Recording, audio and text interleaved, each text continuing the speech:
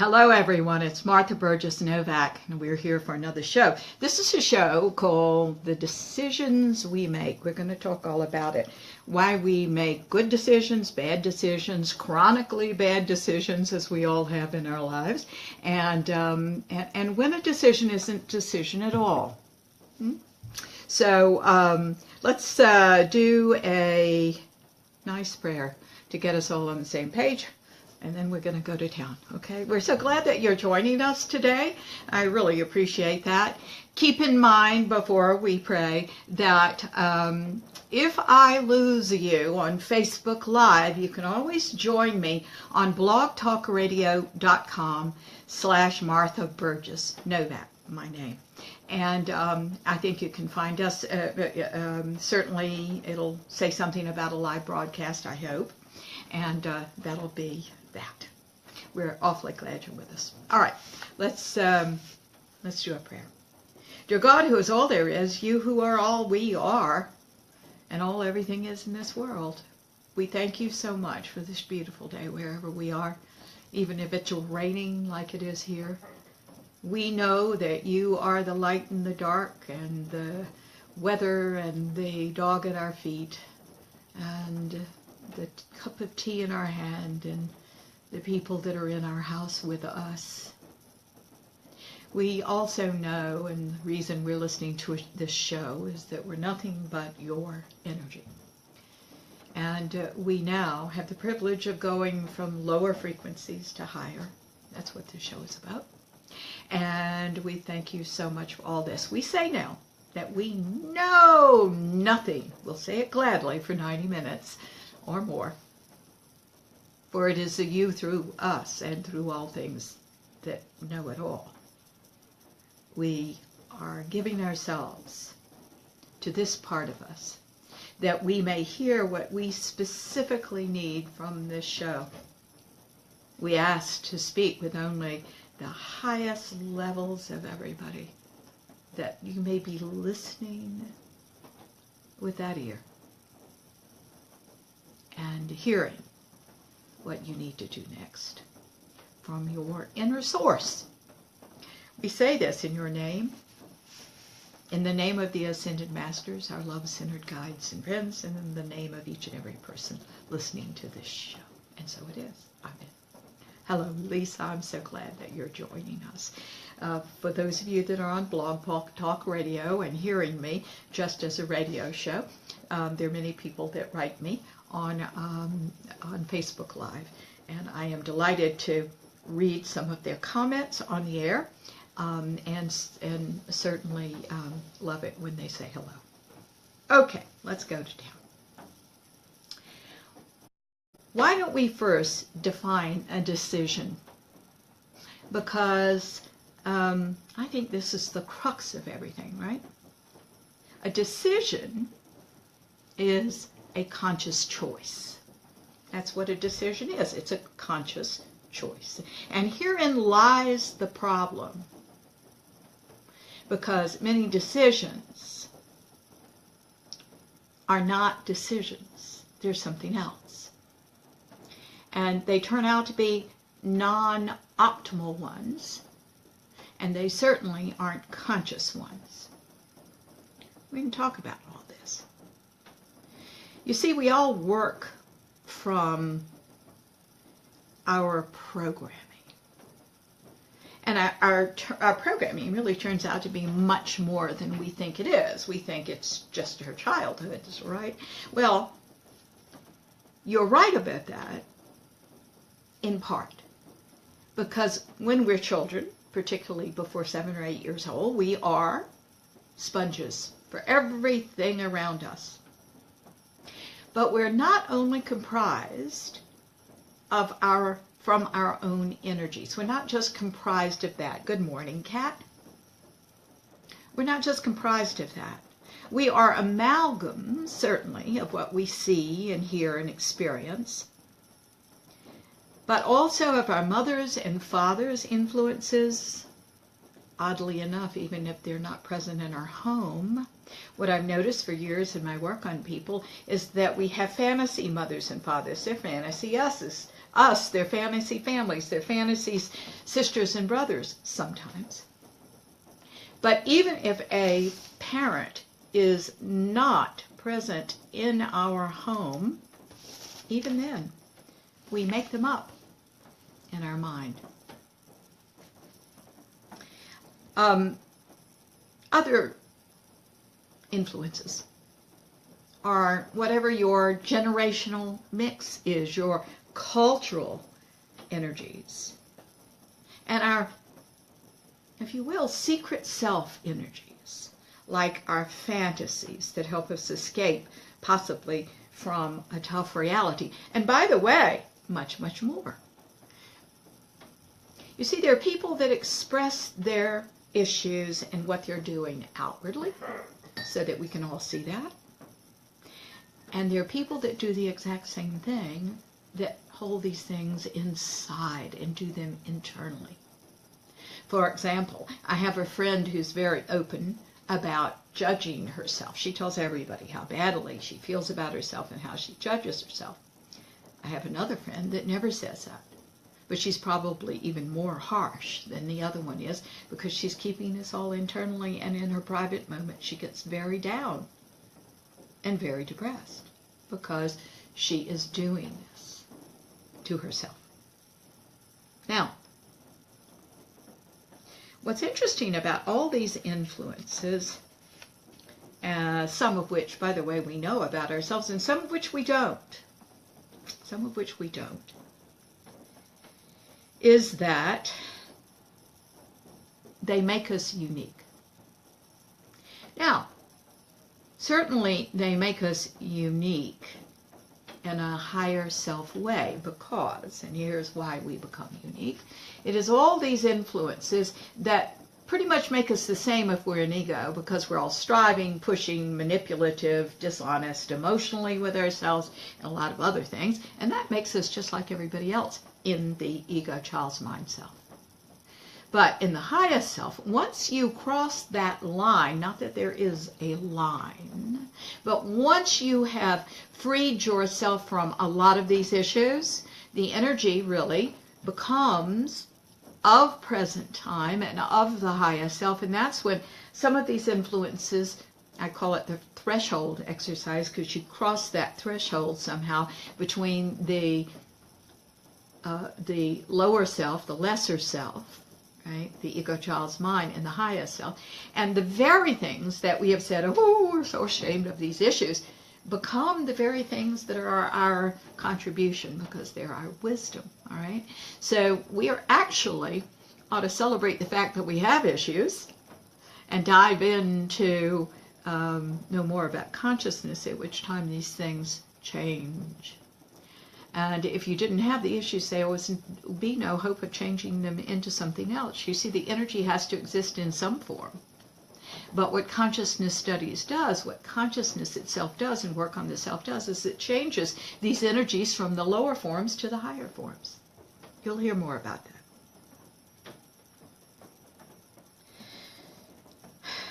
Each person, believe it or not, walking on this earth is unique. Now, the ego child's mind tells us, we are the most unique people in the world. Or it tells us we aren't unique at all. Both of these are a shame, because discovering and exploring our uniqueness and then using it is what real potential is all about. The real potential from the highest self.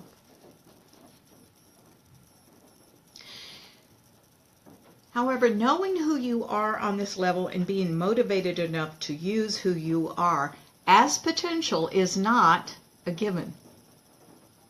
There is a journey here, and this is what consciousness is about, is knowing that you are on this journey and taking every step in a conscious and deliberate manner. Many people reach a certain level of potential and aren't conscious of the journey, and they can stop anywhere along the way. You know, I often say you guys that are listening to this show are reaching for something else. I had a great question asked me this last week. I have a client who is a dear and loving woman, and she's very involved with the Science of Mind church. Now, this is not Scientology, kids. This is a different, a very lovely and acceptable form of spirituality.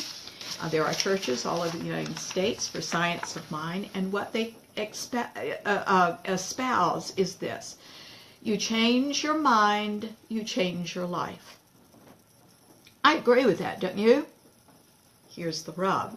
There's a lot of attrition there in that church because people come in and they hear that and they go, yeah, and that only sustains them to a certain point because they have issues that they have not addressed. I do apologize about my dog and about my husband's voice saying no bark, by the way. This is certainly a working household. I'm in a place that is very open. There's no room separate from everything else where this phone works. So, guys, just chalk it up to humanness and let's go on with our lesson, okay? There's really no other choice. Okay. So, I want to talk about that. This question she asked me. She said, I don't know why I have to go into my issues at all. I don't know why I have to go back and explore anything because the Science of Mind Church says all you have to do is change your mind, you change your life. Well, I agree with that. Here's the problem. There's attrition in that church because people come in, love that philosophy, but they can't do it over a length of time, or they can't do it to the extent they want to do it. And it frustrates them, and they lose interest and leave. Now, here's what I want to put on the table to you. My answer to her was, we have different goals. That's a church. And by the very nature of the church, it is a dogma. You go for those lessons that are right there.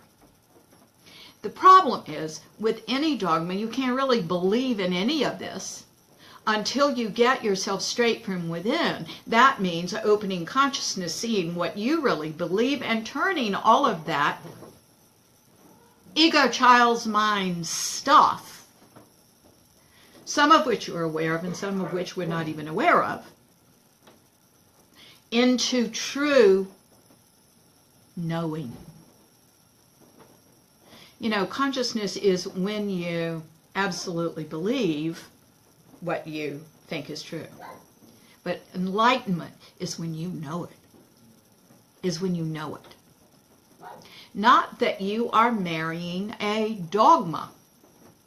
You're always willing to learn something more and deepen yourself. It's a moving system. It's an open system where all sorts of blessings come into you and you receive more. But it's because you're in the energy of that, you see?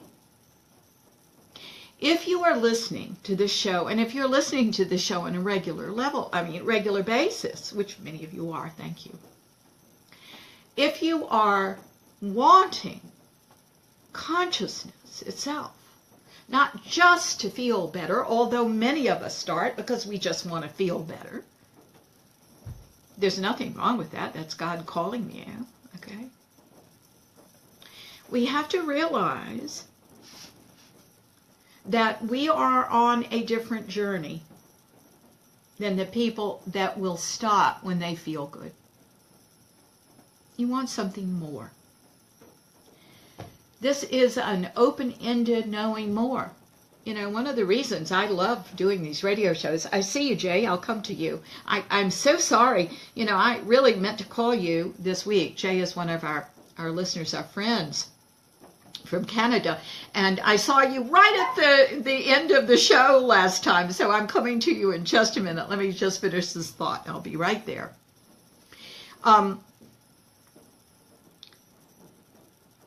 We have to realize that you're doing something else. Consciousness is about going further, deeper, seeing an esoteric system, which, by the way, I want you to have a glimpse of by the time we end this radio show today, because I've got some information that I think is going to show you, at least in some words, some of the esoteric thought that that takes you further in consciousness. So I'm wanting you to realize that the end goal for a lot of these things that you're mixing up is different. My end goal is consciousness, potential, and hopefully enlightenment if we all go far enough. It is not a dogma. It's a moving system. The same person that asked me that question left me a few years ago as a client because she said everything was always changing. Information was always changing. She meant deepening. And she came back for the same reason. Okay? A couple of years later, when she was ready to do that kind of work. Jay, I'm coming to you right now. Here we go. Almost. I do apologize today. I want all of you all to know my system is working very slowly. Where I am gave us a heavy sleeting experience last night. And I'm not sure. Gee, Jay, it's taken a while to bring you on, so I may just keep going, talking until I can bring you on, babe. I'm really sorry if I can't. I'm hoping that one of these days it will. Right now, it's just going around and around in a little circle. Okay, so I'm going to keep watching that and try to bring Jay on, or anybody else who calls in. And by the way, our guest call-in number, hope it works, is 347-850-1647. All right, let's keep going. So, what does this all have to do, everything that I'm saying right now, with making decisions, good or bad? Well, before I answer that, let's put ourselves on the same page. By the way, I should tell all of you that in consciousness work, nothing ever starts in the beginning, and that's because there is no beginning. And there is no end. So those of us that are doing this work and trying to teach this work in some way, oftentimes cannot answer a direct question and go right to the answer. We have to set it up so you'll understand where we're coming from, and you know, you have to start at a different place. Jay, this is still going on. I'm so sorry, baby. Just keep teaching until hopefully we can bring you through. All right. Here goes. For those of you who are new to me, there are two parts of you that we work with. And one is called the egoic child's mind. And this mind, this part of your thinking, comes out of the ego. Okay. And this is the part of you that is fear-based, by the way, thinks like a child. This is part of you that usually is emotionally immature and reacts to people and circumstances and believes in and creates from lack. On the other hand, there is a highest self, a spiritually connected part of you that is love-based, emotionally mature, a part of you that thinks globally and that deliberately chooses and therefore creates the life the individual wants, that individual being you. It believes in and creates from the fullness of God, unlike that ego child's mind that creates from the lack of everything, you see? What I want you to hear when I say that, because I've said all this, I say this every week, of course. You all are very patient with me for saying it every week. But I want you today to hear the distinction between the two selves in you in a certain aspect. The egoic child's mind reacts to people and circumstances. The highest self deliberately chooses what it's going to do. Please hear that instead of the dog barking. The egoic child's mind reacts to people and circumstances. The key word here is reacts, and the highest self deliberately chooses what it's going to do. All right. Jay, this is still going on, so I'm so sorry. As of right now, I am not able to bring Jay on. Let's keep trying. Decisions that are made out of the egoic child's mind should be challenged at one point in your process if you are interested in consciousness. As a matter of fact, what I want to say is these decisions, these reactions, I should say, they're not really decisions, are sometimes challenged even when you are in them. This is where self-doubt comes in. Self-doubt. There is a what self-doubt is oftentimes is a conflict within the individual. All right.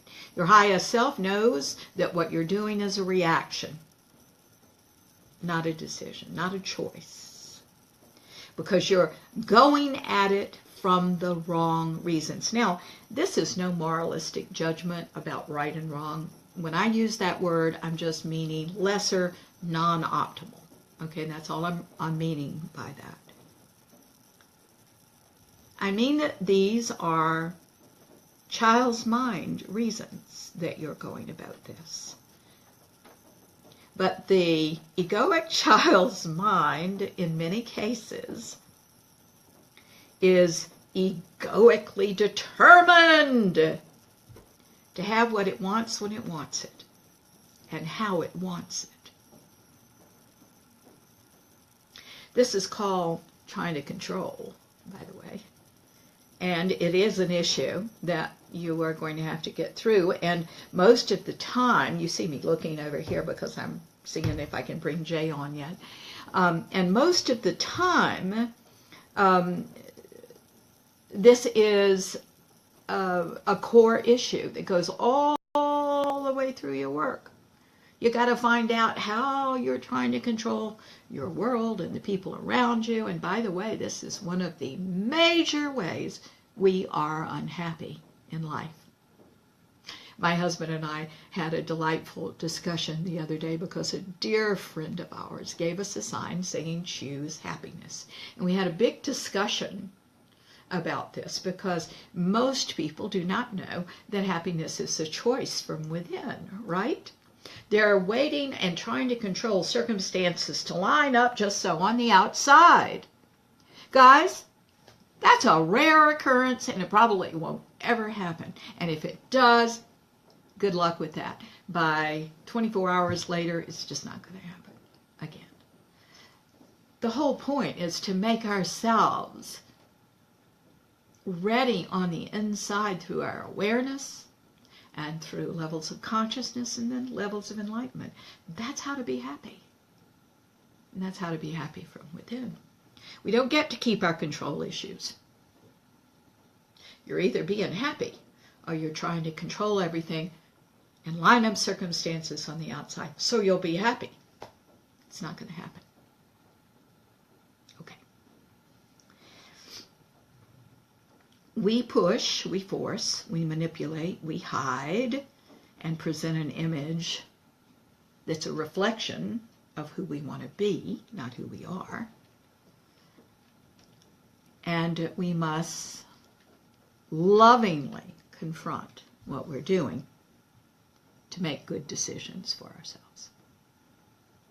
Now, I'd like to do, I'm still waiting for Jay, and my cat is trying to come and be on the camera. He did last week, but he may this week too, who knows. I want to do a meditation with you, and I want you to notice how you feel with each of these meditations. There are going to be two scenarios. I'm going to tell you right now, probably. The one, this is, by the way, this is Schnitzel. And he has decided to come and join me today. He's a very loving boy. So we're going to do a meditation. The meditation is twofold. The first example I'm going to give you, and these are teaching meditations, it's probably going to make you feel real bad, but I don't want you to try to avoid this meditation because I'm going to make you feel good afterwards. So go with, all right? I want you to go with so that you can have the experience of seeing the difference. If you hold yourself back from one thing or another, you are not going to be able to see what I want to show you. So, let's do it.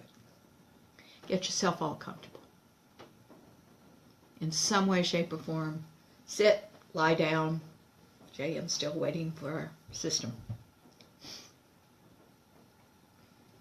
Close your eyes.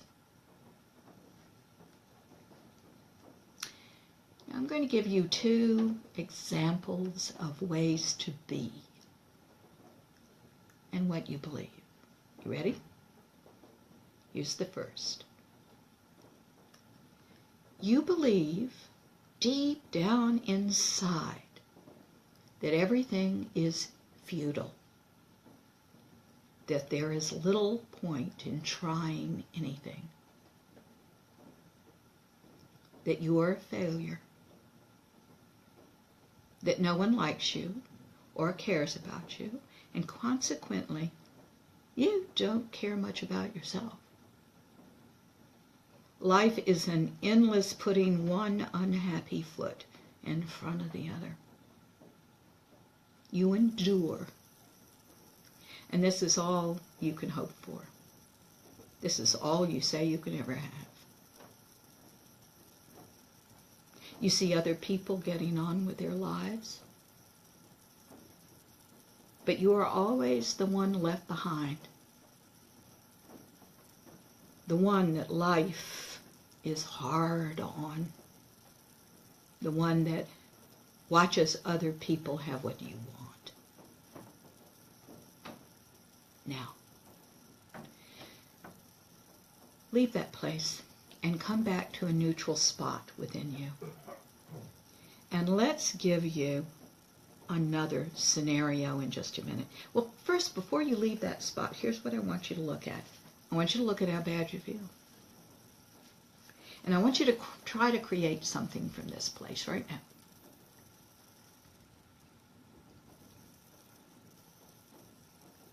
I want you to be aware of your options. There aren't any, except doing the same thing over and over again. This is the closed system. This is what every single person walking the planet believes from the ego child's mind in their deepest heart of hearts. Let's go to the other scenario a minute, so help you feel better. Close your eyes. Sit comfortably. Here we go. You're aware of wanting to believe in emptiness. However, you have been there and done that. You're coming out of it. And what is waking up in you is a keen sense of who you are. A keen sense of your life as the perfect whole. A keen sense that struggling is always optional as an adult. And that you are the aspect of the ascended God known as you. You want to be the perfect channel for this remarkable and loving energy because you've experienced it here and there. You are dedicated to it now. You forgive yourself everything, and all the things that you used to hold against yourself are now seen in the context of a larger and more glorious whole.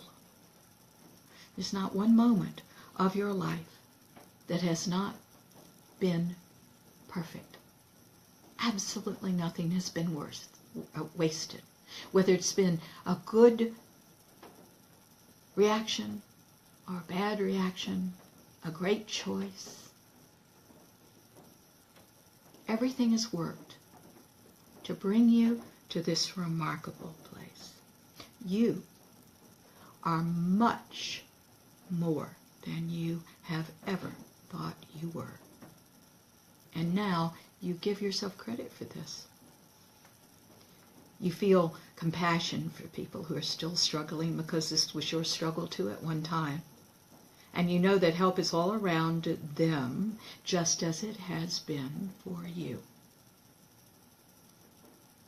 You love them enough to let them live the way they must. Instead of trying to control anymore, you turn to you. You expand your awareness. You move on your potential mentally, emotionally, physically, spiritually, and you go on. You are experiencing more and more freedom. It comes with more and more consciousness, and it's deepening and deepening every day. You are aware of the ascended God as all you are. You see fullness all around you. You experience the amazing every day. You don't need proof that it's there. You are the living proof it is.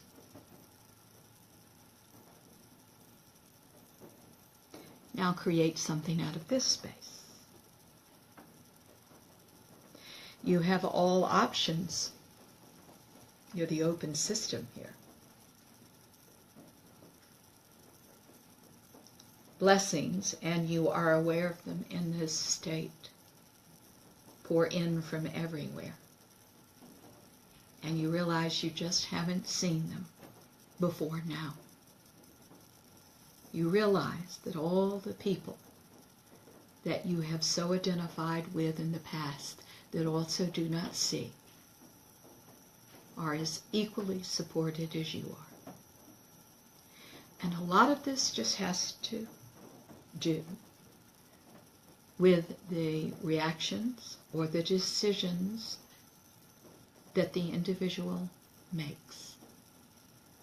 And it is just fine now to give yourself credit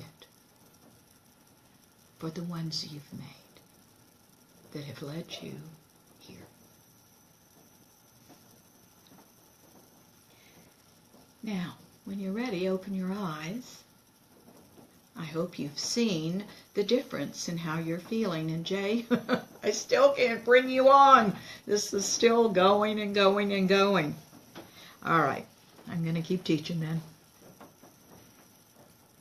Now, there are several things about this meditation that we did that I want you to realize. Number one, there are two mindsets here based on your two selves, these two selves that we talked about, your ego child's mind and your highest self. I hope you could really feel the difference in these two things. The reason I wanted you to really feel the difference is when we are in that first mindset, we are taking ourselves down. We are not supporting ourselves. When we're in the second mindset, we are supporting ourselves. And we've got to realize that we're trying to resolve and get and transcend some of these things that are in that ego child's mind. That's the journey to consciousness. The second thing I want you to realize is that you can only create the life you want out of the highest self. The egoic child's mind only creates what is familiar over and over and over again, even if it is non-optimal. This is because it feels comfortable in the familiar. By the way, even if the familiar is terrible, it's like it thinks it's safe because it knows where the rocks in the water are. But what the highest self mindset does is it puts you in different water where there's smooth sailing. Now, here's the rub. The ego child's mind is just working to save your life and make sense of your world, therefore saving your life, right? And that ego child's mind does not know of the highest self. So it's going to fight. It's going to tell you you're dying. It's going to tell you all sorts of things as you go on this conscious journey. At one point, you're going to reach that point where it's going to say, oh my God, everything is a sham. I've wasted all this time and money I've done. Oh my God. It's going to be very dramatic. I had that happen to a client this week, and she then said, wait a minute, what am I not seeing? She opened her mind. She said it was the most incredible experience because she realized it was just a perception, and she didn't want to be in that perception anymore. Then, and she's done worlds of work, right? Then she was able to change it to quite something else. And she saw the context. She began to see her life as the perfect whole. Real proud of her. The highest mind, the highest self, knows of the ego child's mind because the ego child's mind is a little dot contained in this glorious highest self. It knows of that. It knows of the journey from that to the highest self. But the ego child's mind is the part of you that sees, experiences, thinks, feels like a child. It can't see anything but itself and what it's doing. Okay. Number 3, I want you to know that there is always, 100% of the time, an underlying program, or one that you're conscious of futility in the ego child's mind. It goes along with the ego child's mind mindset. Always. It is rooted in the belief of lack, that you are lacking, and that there's no way out, and this is what you'll always have, and you can keep that going ad infinitum. It's what takes us down the drain. Number 4. I want you to realize there's absolutely no futility in the highest self energies. It doesn't exist there. Number 5. To get from the egoic child's mindset to the highest self mindset, you have to do some work on yourself. This is not just granted when the heavens open and you go and you have it. No. You wouldn't appreciate it if that happened. The journey, I think, is set up for many reasons, but a big one is that when you do have that opening, when you do see the truth, you realize what a privilege the whole thing has been. And an enormous gratitude comes up in you that is the way you live your life. By the way, we've talked about gratitude being so important. Please go back and listen to those shows. I keep looking at this screen thinking that I'm going to be able to bring you on, Jay, but this still is not letting me do it. We are functioning today with a very slow internet, and it's sleeting outside. There's ice over everything, and so I guess that's why. All right.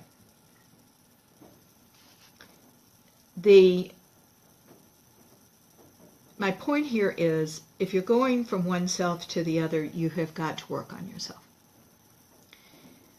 This is so much more than thinking positively.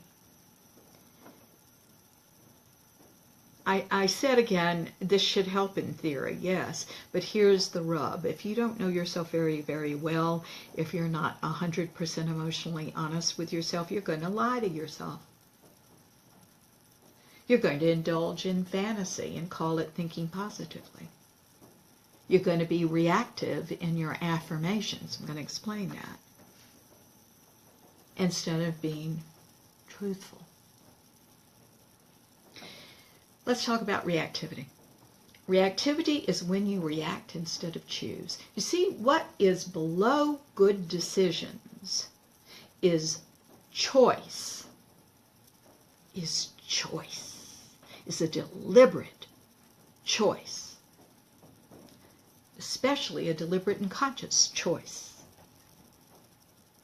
But in reactivity, it is a knee-jerk reaction when it comes to making a decision. It's knee-jerk. It's out of your past. And oftentimes it's an overcompensation. And what are you overcompensating for? The fact that you don't really believe what you're saying. I'm going to give you an example. This may or may not be a good example, but it's the only example I have. So let's say I want to buy a Bentley automobile, but I actually don't believe I can ever afford a Bentley automobile. But my egoic mind, my egoic child's mind insists on my having one in order to look good and feel better about myself because I have low self-esteem. And so I am going to overcompensate by being adamant that I'm going to get one. I'm creating a Bentley for egoic child's mind reasons. And this is creating from lack. So what I'm doing is creating the lack of a Bentley. Do you understand that? I think that's a real important note. I want you to see how this works or does not work for you. There's another irony here, and I want you to hear it. When we want something for egoic reasons, we never once ask ourselves why we want it, which would reveal our issues, which we have every right to get through, by the way. And this is why there is a triad, a road trip you take, if you will, of awareness. Again, asking yourself these questions. Wait a minute, what am I doing here? What energy am I creating this from? Why am I doing that? Do I really want this? You see, we don't ask ourselves that until we go on this journey. That's awareness. It leads to the opening of consciousness, which leads to the opening of enlightenment. I said before, I'll say again, the egoic child's mind wants what it wants when it wants it the way it wants it. We don't self-inspect there. If we did, we might see we don't want it at all. In my case, a Bentley would be a complete waste for me. I don't appreciate cars that much. If you do, go for it, but I don't.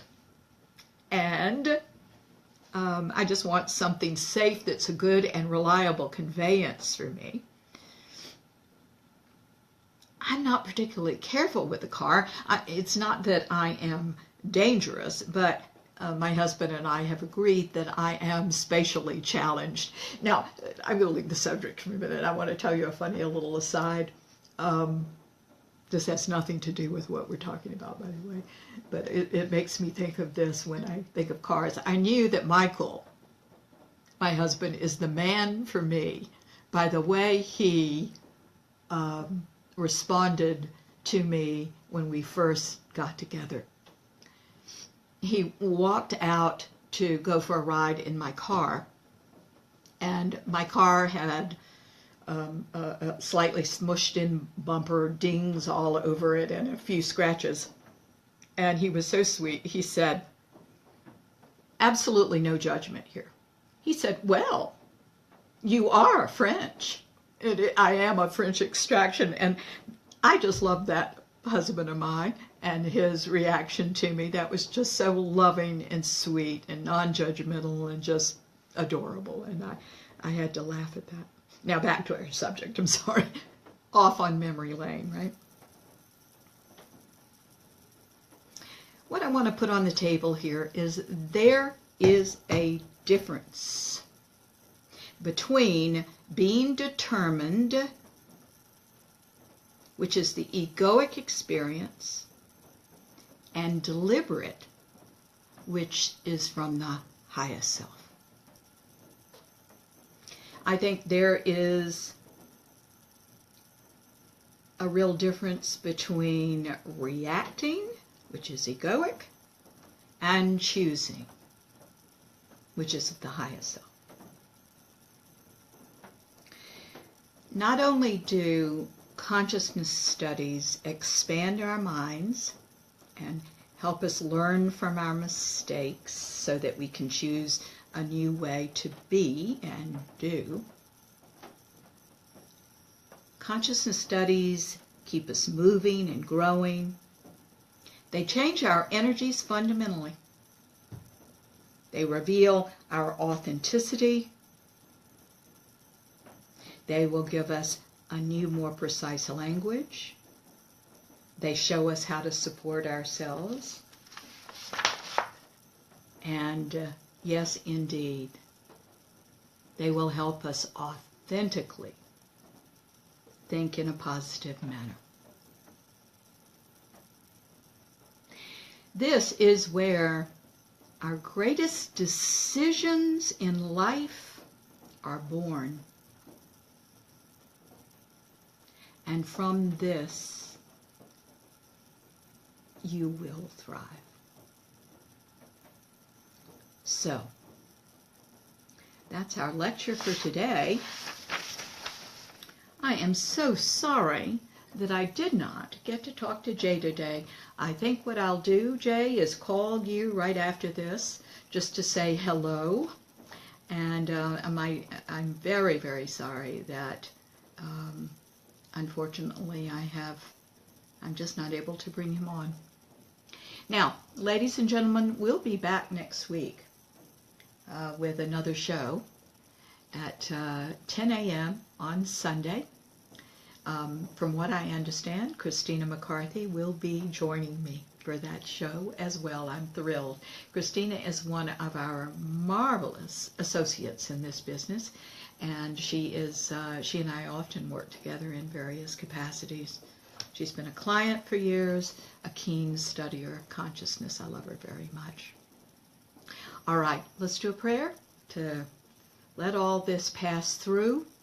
I think part of this is there's another thing that I want you all to do, because when we're first opening awareness, we're doing a lot of things not to. We're avoiding, we go into fantasy, we're doing a whole lot of stuff, right? But a real important part of getting straight with yourself is actually getting straight with emotion.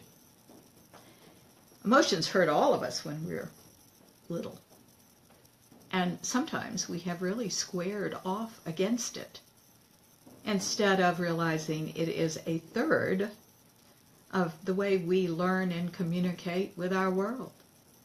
It's very important. Have a little piece of advice which will help you, I think. And that is, get on the internet, get a emotion sheet where all the emotions are listed. Keep in mind that you only have two bases for all emotion. Fear and love. Those are the bases. And within that, a whole spectrum, right, of those things. So get that out. When you are sitting around, either when you're in high emotion or when nothing much is happening, look at that sheet and pick out what you really are feeling, because most of us do not know how to articulate what we're feeling. So you've got to have a language to be able to start your journey about emotion. What you're going to do eventually, once you've worked with that sheet for a while, is when you feel something and you're aware of feeling something, I want you to call it by name. I want you to label it. And then I want you to let it go. I want you to realize that you are much more than just that. That label is a momentary thing you're feeling in the moment. You may have been feeling it chronically, at which time we need to look at you and see what you're doing to bring that forth. As a matter of fact, I did a course, I think it was a couple of quarters ago, on boundaries, on our own boundaries, on what they specifically are. And then we noticed when we were crossing them, and then we noticed that the clients that were crossing them always got angry later on, or they yelled at their husbands or wives, or they got depressed, which was a suppression of whatever they were feeling about having betrayed themselves. You see? There's so much, ladies and gentlemen, that we must know that is not known. That's the esoteric journey. The esoteric journey is also that nothing is what it seems. And what I'm wanting you to understand is, even in the precise language that we've started talking about here, when we said that you're either reacting or consciously and deliberately choosing, that is a perfect example of what comes of this esoteric journey. Nothing's what it seems. We've been using these words willy-nilly, haven't we? I said that there is an egoic, what did I say? Determining, is that the word I used? Yes, it is. And then there is a deliberation from the highest self. I think, in truth, that you can have determination in the highest self too, but you better have better reasons than you do in ego. And oftentimes determination is part of pushing that does come from the ego. So, as we go through this journey together, I'm wanting you all to realize that these words reveal deeper and deeper levels of an esoteric journey that is our privilege. I think it's a privilege. I think everybody that's on this journey, it feels like it's a privilege. Your lives improve. You are not going to an outcome. You're going on a journey. And that's where the specialness is.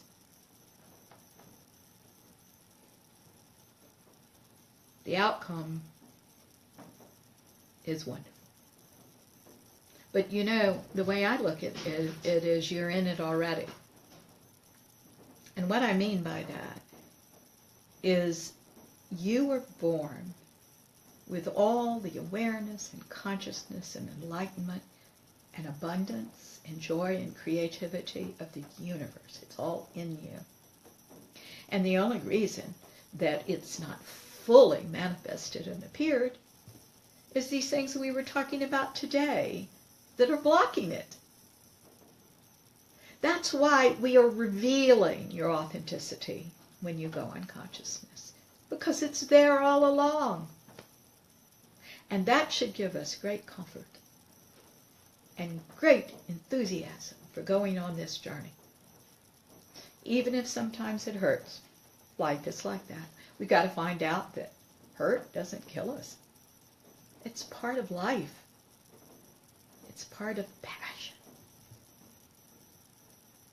It just is. And one of the most powerful things we can do is accept what is. I do hope you have enjoyed this show today. I've been all over the place here at the end, but there's so much I want to tell you. I feel that every single time. It's very hard to stick to just a subject. All right? And please go back and listen to our archive shows on Blog Talk Radio. There are many of them, and I hope that you enjoy them. You can always write me, too, through our website, which is Martha Burgess Novak It's BURGESS, Novak, NOVAK, .net. I'm a .net, not a .com. And what else do I need to... Oh, I was going to ask if you would be kind enough to post this show and any other that means anything to you, to your social media sites. Certainly, please talk us up. Tell people what you think, okay? And follow us and share us and all of those things that I don't do very well, but I hope you do. We'd appreciate it. All right, let's do a prayer. Because I hope you're going to get a big old healing out of this. That's always my wish. Dear God, who is all there is, you who are all we are, and all everything is in this world, we thank you so much as we sit here and we offer ourselves to you. We surrender what we can right now, right here. We say, show us an opening where our lives have been the perfect whole, where everything we've held against ourselves is only a blip on the radar screen of so much more, that we are more than we have thought we are, that we forgive ourselves all things that we understand it isn't about the past, but about what we do right now in love. We now ask that all of these issues and blocks and needs to hold on to these things, all energies that are vestiges and related issues, identities over identities, sympathies over sympathies, definitions of self, roles we've played that no longer serve us, all issues that we can claim as independent and part of our life pattern systems and defense systems, that all of these things be surrendered to the level in which we can surrender them today, that the energy of love and who we really are enters us from within and starts being our life experience in the world. We ask to know that as we see things, our world, other people, ourselves, our God, that these things either come from an opening in the here and now or from our past. Let us define which place we're coming from for ourselves, that we may be clear on our journey, that we may see, that we may change, and that we may embrace change as good, and that it doesn't frighten us anymore. For change is just the movement natural and glorious from God. We go with instead of resisting. And you will show us more. We are enormously grateful for all of this, dear God, as we say this prayer in your name. In the name of the ascended masters, our love-centered guides and friends, and in the name of us all. Every single one of us who are listening to this show today. And so it is. Amen. Ladies and gentlemen, thank you so much for listening. Jay, I'm going to give you a call after the show just to say hello, because this is not letting you in. I'm so sorry. And if anybody else has tried to call, please know, or write in, by the way. No, we are having a little technical problem today because of a slow system. It's just the way it is. It should be better next week for sure. I'll be in a different location where we have a faster signal, but you know, with technology, I guess you never know. So, and I'm not good at it anyway, quite frankly. I'm about as good with technology as I am with driving spatially. So, you guys take care. Have a wonderful, wonderful week, will you? I hope so. I'll be here next week and look forward to talking to you then. Bye-bye.